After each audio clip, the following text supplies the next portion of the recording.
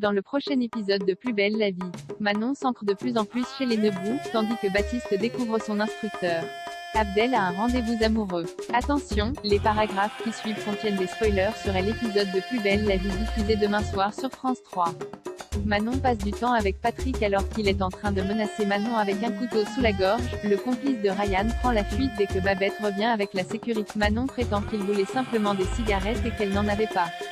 De retour chez les Nebrou, Babette soigne la blessure de Manon en saluant son courage. Patrick s'assure qu'elle ne connaissait pas son agresseur, puis lui propose de l'accompagner au commissariat pour porter plainte.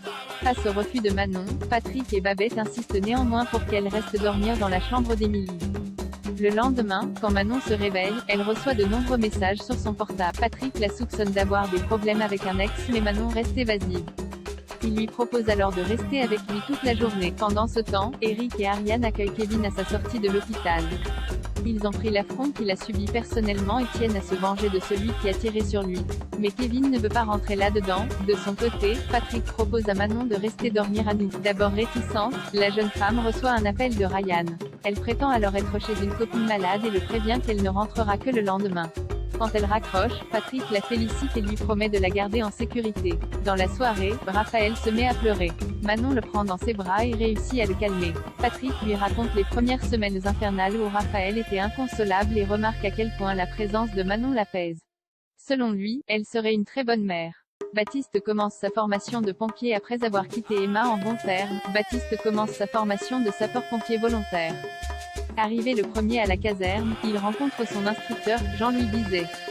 Durant le cours théorique, ce dernier évoque l'incendie du siècle qui s'est déclaré à Rognac en 2016 comme un événement particulièrement traumatisant. Après quoi, Baptiste l'aborde afin de lui faire part de son envie d'agir sur le terrain depuis qu'il a sauvé Baya des flammes pendant le blackout.